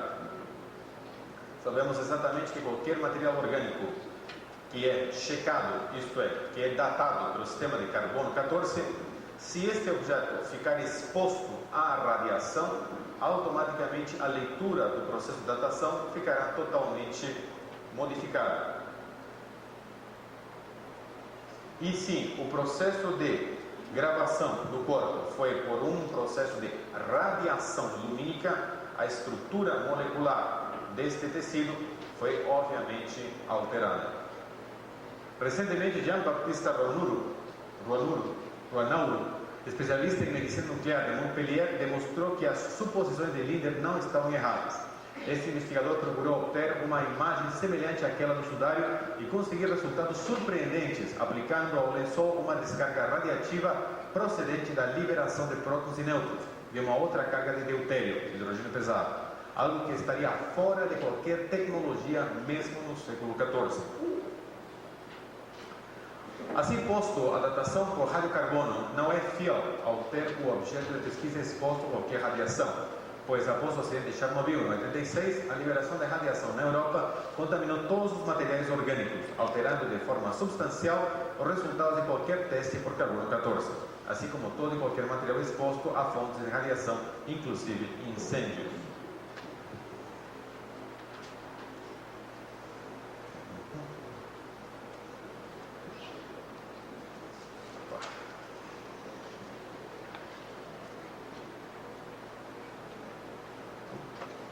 Muito bem.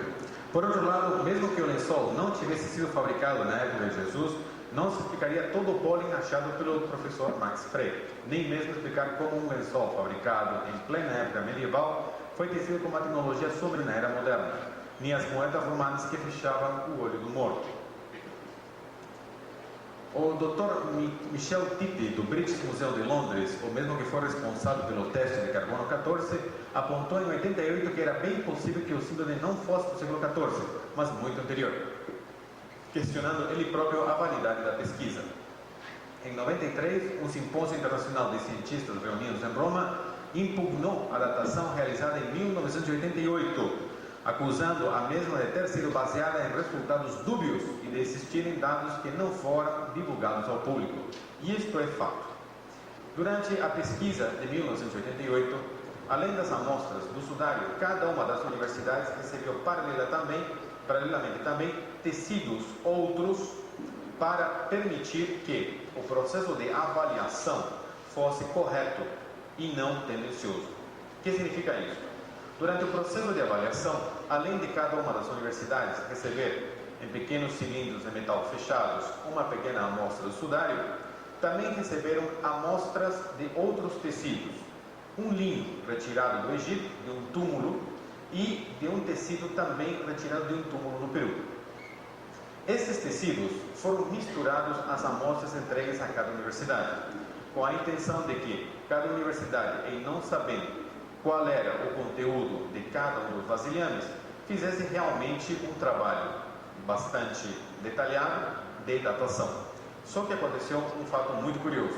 O processo de datação empregado era novo, não era um processo comum, digamos, de carbono 14. Era um novo processo experimental que pela primeira vez estava sendo empregado com tecido.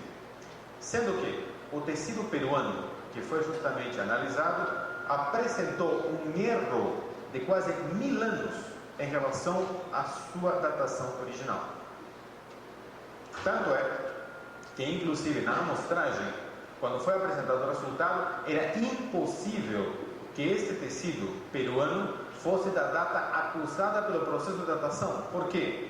Porque este tecido tinha sido achado a grande profundidade em um local já conhecido, havendo sido previamente analisado. Uma das universidades apresentou um erro de 1000 anos. Isto aqui era um absurdo. Então, como seria possível de que, se já um tecido conhecido, previamente analisado e ainda entregue para reconfirmação, apresentando este erro, como seria possível, pois, que um tecido como este, tão importante associado ao síndrome, o resultado não pudesse ser questionado? Não será que também o resultado apresentado poderia estar tendo mais de 1000 anos de variação, tal como foi o caso do tecido peruano? Todas as características pelo processo no qual o sudário foi submetido foram questionadas e questionáveis. Tudo foi mudado de última hora. O método, as pessoas de avaliação, inclusive o local onde foi retirada a amostra.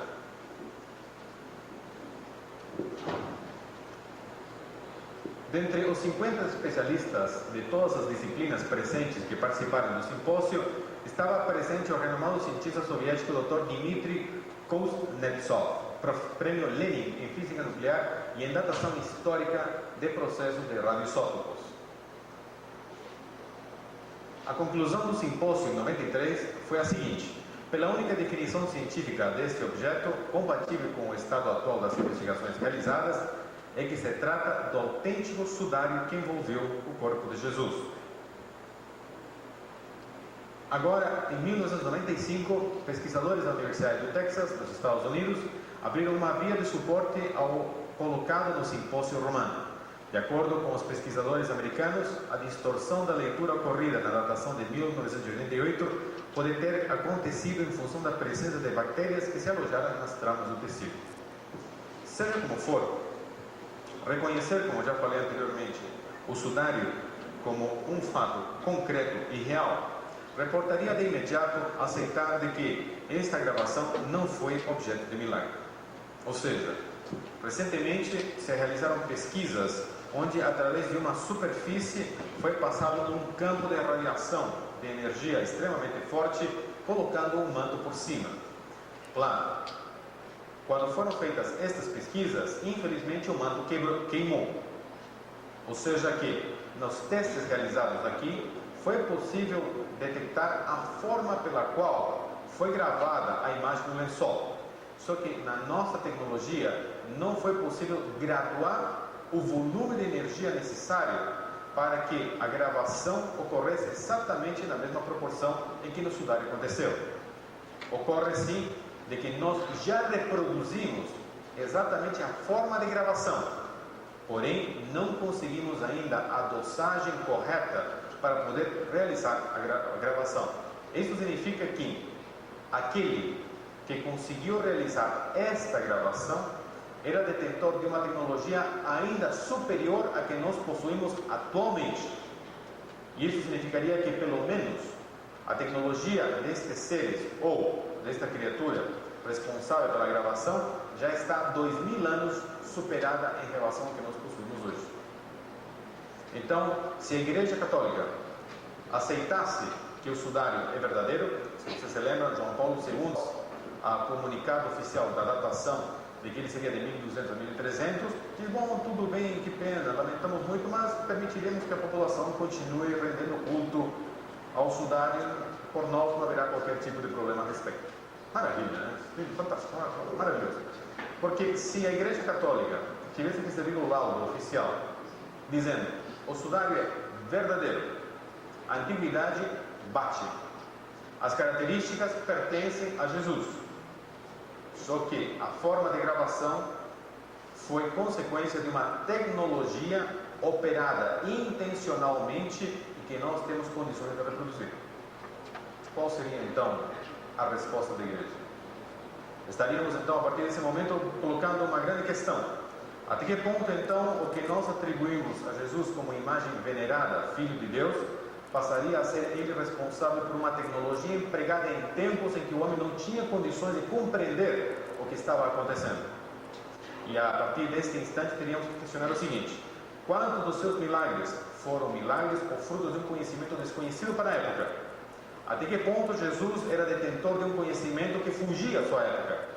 E qual seria então a verdadeira origem de Jesus em relação a seu propósito? Seria Jesus filho de Deus ou filho de um outro ser? Seria Jesus um ser vindo a redimir a humanidade ou teria vindo a tratar da humanidade?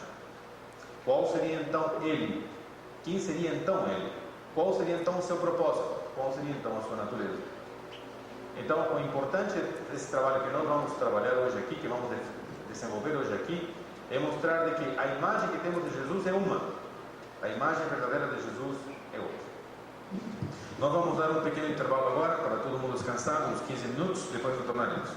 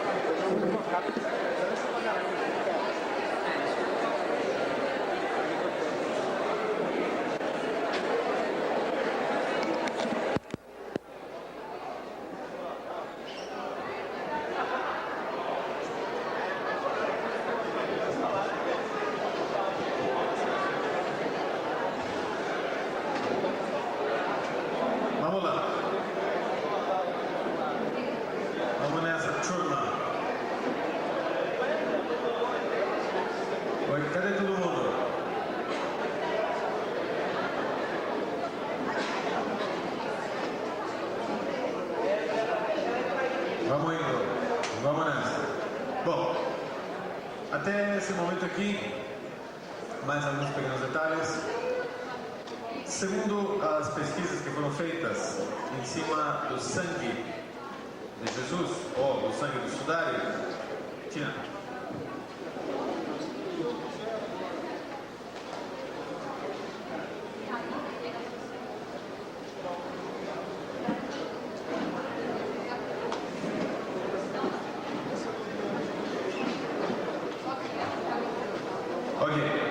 Segundo as pesquisas existentes, o sangue encontrado no sudário revelou ser do tipo AB.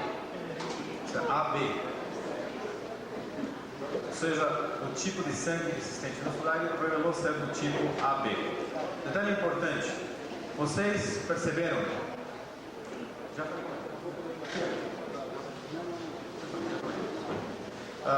Detalhe importante, se vocês repararam num aspecto, é que o lepton, as moedas de metal que cobriam os olhos, também se gravaram no sudário. Detalhe importante, hein? Ou seja, que não somente toda a superfície do corpo, assim como o cabelo, se gravou no sudário, isso é por chamuscamento, também as moedas se marcaram no sudário. Ou seja, que a forma de energia que percorreu todo o corpo, cobriu toda a superfície do corpo. Os únicos pontos que não foram chamuscados foram as áreas que estavam impregnadas de sangue. Ou seja, as únicas áreas que não foram chamuscadas foram justamente as áreas que estavam impregnadas de sangue. Lembrem de que, infelizmente, o sudário acabou sendo banhado por água fervendo, praticamente, quando se encontrava dentro do cofre de prata na igreja de Chambéry, quando houve um incêndio. Então, isso também acabou diluindo um pouco o sangue contido, já que na hora de colocar essa água ferveu, ou seja, que o sudário foi fervido praticamente dentro da caixa de prata. Então, infelizmente, o sudário foi exposto a uma série de dificuldades, com a intenção justamente de preservá-lo em alguns instantes, outros de resguardá-lo. Então, ele acabou sendo contaminado inúmeras vezes. Observem bem que no caso justamente da energia que gravou o corpo, gravou também as moedas. Isto é, percorreu toda a superfície existente no corpo. Ou seja, foi uma energia que percorreu a superfície do corpo, entre o corpo e o lençol, permitindo justamente toda essa gravação. Até aqui, alguma pergunta a respeito? Fala, Gabriel Marcinha.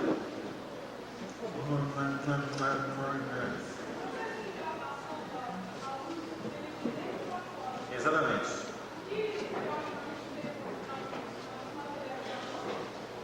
Existem várias teses atuais. Uma, a energia teria vindo do corpo para fora, isso é.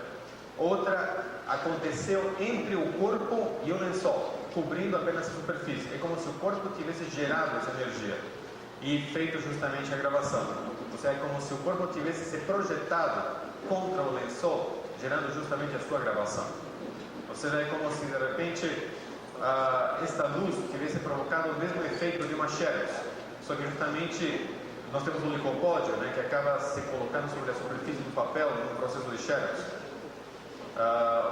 O filme, ou seja, o papel é sensibilizado, depois o licopódio fica por cima e é fixado. No caso justamente do corpo, não houve uma fixação de um elemento externo, ele foi chamuscado, foi o chamuscamento que provocou a impressão. Ou seja, o corpo gerou essa energia, ou algo gerou entre o corpo e o lençol essa energia. O interessante é que essa energia foi exatamente na mesma intensidade em todos os pontos do corpo, inclusive do cabelo e nas moedas.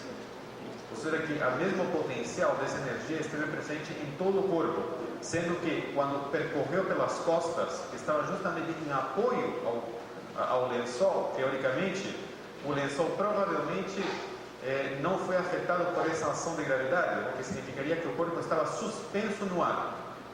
Ou seja, que no momento em que esta gravação ocorreu, o corpo estaria flutuando no espaço, ou flutuando dentro do túmulo, razão pela qual não houve qualquer tipo de variação na impressão da frente, assim como na de trás. Ou seja, que a impressão de cima não foi menor ou mais fraca que a impressão posterior do corpo, foi exatamente igual. Oi.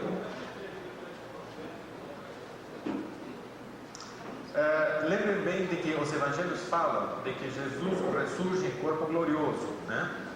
Tanto que inclusive quando ele volta e aparece para os seus apóstolos, ele diz: não me toqueis, ainda não estou pronto. Vocês se lembram desse aspecto? Mais adiante, quando Tomé, o mais, digamos, desconfiado de todos, Eu só acreditaria vendo, né? Jesus coloca teus dedos nas minhas feridas. Tomé acaba justamente sendo testado. Aqui é uma coisa muito importante a ser considerada. Se existe vazamento de sangue arterial e venoso dentro do sudário, significa que realmente o coração foi desgarrado. Isso implicaria que o homem morreu. Será que houve morte mesmo? Mas que tecnologia, que conhecimento poderia ser empregado na intenção de permitir que este indivíduo, em mesmo tendo perdido o coração, literalmente, conseguisse novamente ressurgir? Ou seja, aqui estamos falando de que algo muito estranho, uma presença não somente de uma tecnologia que teria permitido a gravação do corpo, mas principalmente também teria permitido justamente que ele retornasse à vida. Ou seja, o que foi que aconteceu ali? Algo realmente extraordinário aconteceu ali. Ou seja, este indivíduo teve a capacidade de voltar à vida.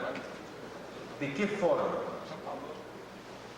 Isso realmente é um mistério extremamente difícil de ser contornado, mas algo realmente aconteceu aí. Fala. A igreja nunca reconheceu oficialmente o sudário, tá? Ou seja, a igreja, inclusive em diferentes épocas da sua história, condenou a adoração do sudário, considerando-o uma pintura, tá? Durante os primeiros séculos, até por volta de 1500 e alguma coisa, o sudário não era levado em consideração. E a igreja o manteve sempre mais ou menos de lado, nunca lhe deu importância. Porque se a igreja tivesse dado importância ao sudário, estaria não somente endossando sua autenticidade, como estaria puxando para si uma tremenda dor de cabeça. Porque se alguma coisa se comprovasse a respeito dele, colocaria em xeque a imagem de Jesus. E a imagem de Jesus é a sustentação de todo o princípio realmente católico. Então, a partir do momento em que qualquer elemento pudesse, de uma certa forma, permitir medição, mensurar, analisar, ponderar, avaliar detalhadamente, estaria analisando detalhadamente também, como por tabela, né, como consequência, todo o fundamento pelo qual a igreja está constituída. Ou seja, toda a igreja está estruturada em cima de um dogma de fé, que Jesus é Filho de Deus. E Jesus é inquestionável, porque Jesus é Deus. A partir do momento que nós tivéssemos aqui uma prova concreta em que a figura de Jesus pudesse ser analisada detalhadamente e, como consequência, descobrir a sua natureza, estaríamos tendo como consequência, então, descobrir a natureza desse suposto Deus que o enviou. E se esse suposto Deus pudesse ser mensurado, pudesse ser avaliado, pudesse ser ponderado, significaria então que Deus é uma outra entidade que não Deus. Jesus deixaria então de ser aquilo que todo mundo pensou e que a igreja constituiu, o Filho de Deus. Ok? Fala. Sim.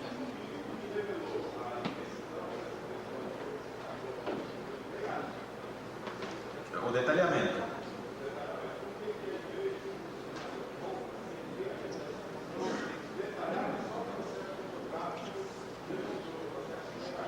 Ok. Pinturas. Isso. Não, pelo contrário. É o seguinte, o sudário foi conhecido durante os seguintes séculos, tá? Até por volta do ano 600, o sudário permaneceu em Jerusalém. Depois ele teria migrado até Constantinopla, isto é, Bizâncio. De Bizâncio ele teria ido para na Síria e assim a outras regiões, até ele chegar até a França, em Chambéry. Acontece que o sudário em si, como já falei antes, é aquela manta amarelada, porém as sombras da gravação do chamuscamento dá para perceber justamente um rosto, não detalhadamente, mas o suficientemente como para imaginar a face do indivíduo, tá? Isso permitiu que justamente essas pinturas primitivas ostentassem as mesmas características, porque elas foram estruturadas em função justamente desta sombra que formava o rosto. Então, isso foi o que permitiu essa semelhança e o que atesta, de uma certa forma, a antiguidade do próprio sudário. Foi justamente na última incursão, provavelmente das cruzadas, que acabou arrancando o sudário de Constantinopla justamente para a França, que foi justamente numa das famosas invasões em que literalmente Constantinopla foi totalmente saqueada. Muito bem. Alguma outra pergunta? Fala, Adelé. Numa cultura, isso estava uma espécie de um envolvendo a patronagem dele no sudário, não tinha nada. Inclusive, o sudário foi entregue ao famoso pesquisador Magron, que ele foi um especialista em pinturas. Tanto, inclusive, que recentemente ele se danou feio, porque o famoso mapa de Vinland, atribuído justamente a Érico Vermelho e Left, que falava da famosa terra de Vinland, uma pintura muito antiga, que justamente mostrava as costas da América do Norte, pelos próprios vikingos, que se encontra no Museu de Londres.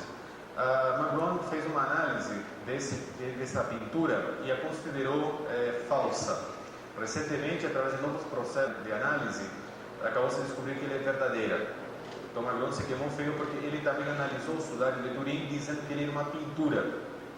Então, e ele ficava refutando constantemente, dizendo que não, que o sudário de Turim era uma pintura feita com certas substâncias, sendo que na verdade não é pintura coisíssima nenhuma. Ele estava confundindo os elementos químicos existentes justamente entre os óleos, suor, etc., os resíduos orgânicos, e não atentou para o chamuscamento, que é justamente a forma de gravação. E justamente acabou de perder total credibilidade a nível científico mundial, porque ele também defendeu constantemente, inclusive foi uma sorte que o Museu de Londres não foi muito na linha dele, porque foi ele que atestou que o famoso mapa era falso.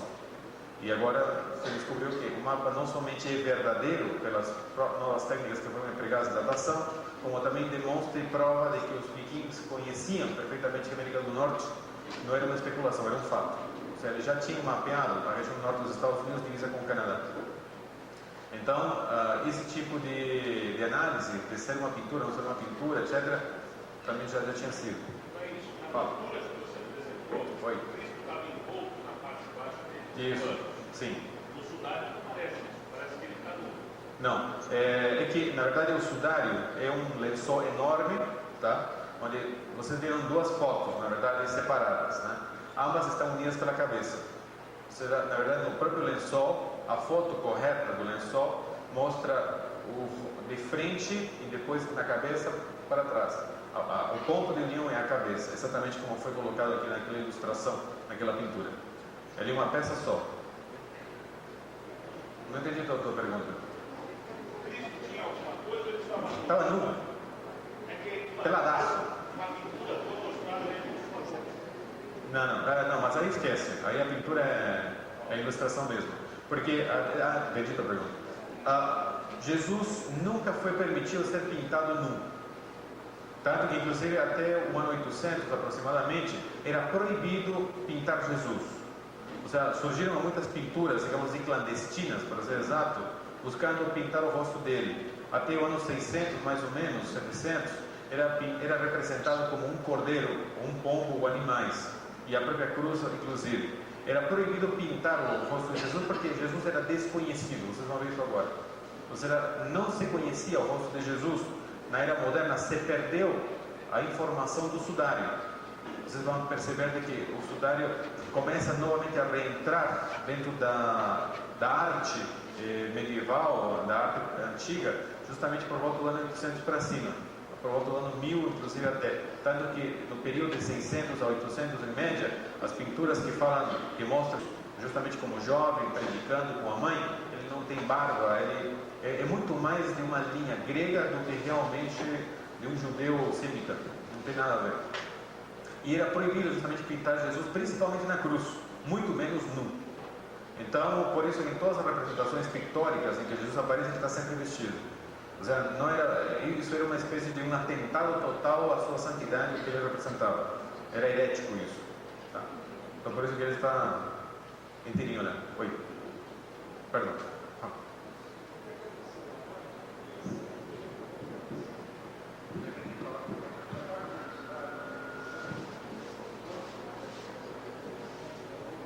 Exatamente, porque o sangue parece que estava úmido.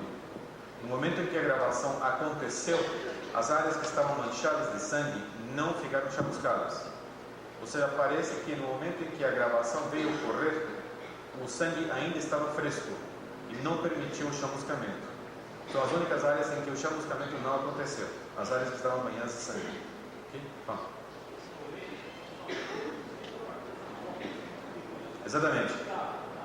Isso foi no fim do século, ou seja, praticamente início desse século, 1800, 1900, mais ou menos, já bem no início. Exatamente. A polêmica em torno do sudário, ele veio ressurgir praticamente a partir das fotografias de Segundo Pia. Por quê? Porque até aquela época o sudário era cultuado, mas a igreja nunca se pronunciou oficialmente a respeito disso. Depois que a família de Savoia acabou morrendo, né, eles doaram o sudário para o Papa. E João Paulo II foi o primeiro Papa a permitir uma análise mais detalhada em cima do sudário.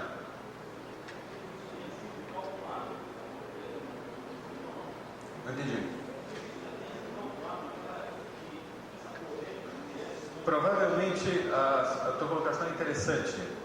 Tudo indica, pelo menos essa é a minha suposição, de que o sudário foi legado à humanidade com uma intenção.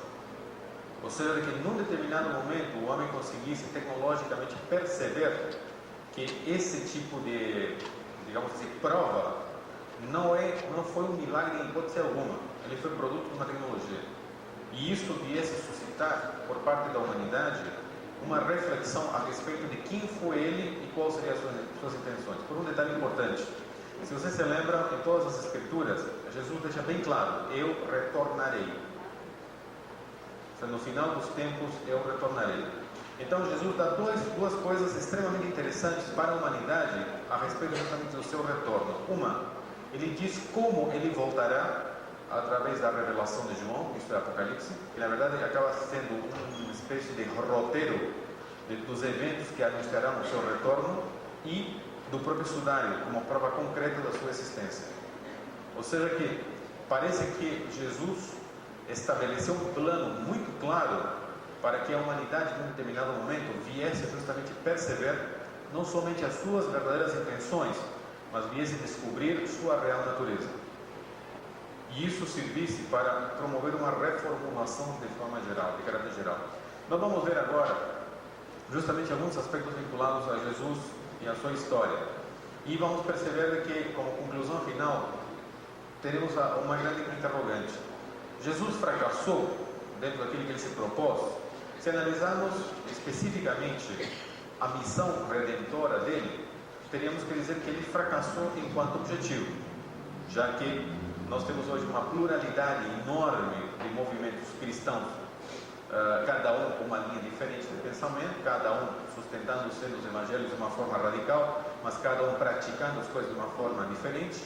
Temos diferentes movimentos, vivemos hoje digamos assim, uma miscelânea esotérica imensa, temos um monte de filosofias esotéricas cristãs, inclusive. Então, se o objetivo dele foi redimir a humanidade e reuni-la, na verdade teria fracassado, porque realmente a humanidade não se reuniu, não gerou um pensamento comum, e ela muito mais se distanciou do que realmente passou a partilhar de desejos e objetivos comuns. Então, se seu objetivo foi redimir ao mundo e salvá-lo de uma certa maneira, ele teria então realmente fracassado, porque realmente não foi isso então que ele conseguiu. Mais ainda, a própria igreja, construída teoricamente em relação a seus objetivos e seguindo teoricamente os seus ideais, acabou distanciando-se completamente do que ele pretendia. Mais ainda, não somente se distanciou, como construiu uma nova visão, digamos, de Deus e seus objetivos, que passou a humanidade e dominou e governou a humanidade historicamente a partir disso. Em nome de Deus, a Inquisição matou a torta e a direita, assassinou a torta e a direita. Uma religião, como nós falamos, nos primórdios da Roma antiga, perseguida pelos romanos e extremamente reprimida, passou ela, uma vez reconhecida, a ser ela a perseguidora e a dominadora. Ou seja, no momento em que lhe foi permitido existir, ela passou a dominar. Ou seja, no momento em que ela recebeu o beneplácito, vamos dizer assim, do imperador e a reconheceu como sendo a religião oficial, ela passou a pecar pelo que ela tinha sido perseguida. Ou seja, o que ela foi perseguida, passou ela a perseguir. No que ela foi morta, passou a matar. Ou seja, é triste e paradoxal esse tipo de posição, porque em nome de uma fé, em nome de um Deus, em nome de um rei, ela passou a matar, a coibir, a inibir. Tanto que, inclusive, pelo Tratado de Westfália, por volta do ano 1700, se não me engano, o imperador tentou permitir a liberdade de culto no seu país,